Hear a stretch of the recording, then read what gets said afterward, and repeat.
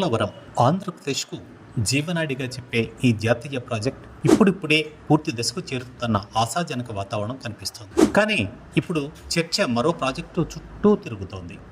అదే Banakacherla lift irrigation project. ఈ ప్రాజెక్టును ప్రతిష్టాత్మకంగా ప్రకటించిన చంద్రబాబు ప్రభుత్వం దీన్ని వేగంగా పట్టాలెక్కించేందుకు పట్టుదలతో ఉంది.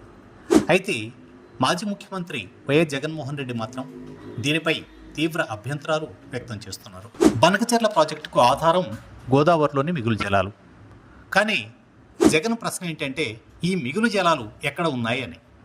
వాతావరణ మార్పులు, ఉపనదులపై పెరిగిన ప్రాజెక్టుల కారణంగా గోదావరి ప్రవాహం తగ్గిపోతుందని ఆయన అంటున్నారు. ముఖ్యంగా ప్రాణహిత, ఇంద్రావతి ఉపనదులపై ఛత్తీస్గఢ్ ప్రభుత్వం భారీ ప్రాజెక్టులకు కేంద్ర సహకారం పొందిందని జగన్ హెచ్చరిస్తున్నారు కూడా.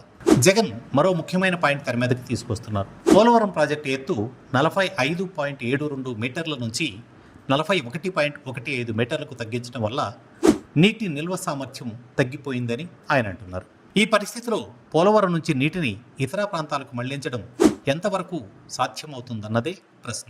ఇప్పటికిప్పుడు కేంద్రం పునరావాస నిధులు ఇవ్వకపోతే రాష్ట్రమే 15,000 కోట్ల రూపాయల నిధులు సమకూర్చుకోవాలని ఆయన చేస్తున్న సూచన. ఇది కేవలం నీటి వనరుల అంశం మాత్రమే కాదు, ఇది రాజకీయ అస్తిత్వానికి కూడా.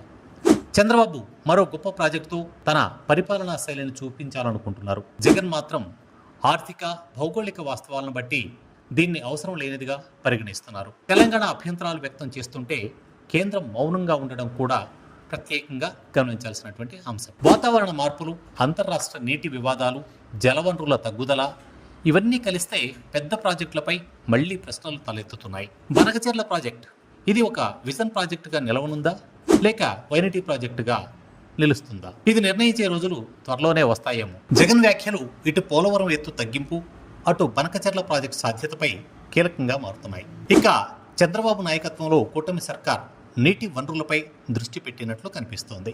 కానీ నీటి రాజకీయాలు ఇక అభివృద్ధి బాటలోనే కాకుండా భవిష్యత్ ఎన్నికలపై ప్రభావం చూపించే అంశాలుగా మారుతున్నాయని ఇది మరోసారి రుజువు చేస్తోంది. మిగులు జలాలపై ఆధారపడే ప్రాజెక్టులు నెరవేరుతాయా, లేక అవి వనరుల వ్యర్థ వినియోగంగా మిగిలిపోతాయా? వేచి చూద్దాం.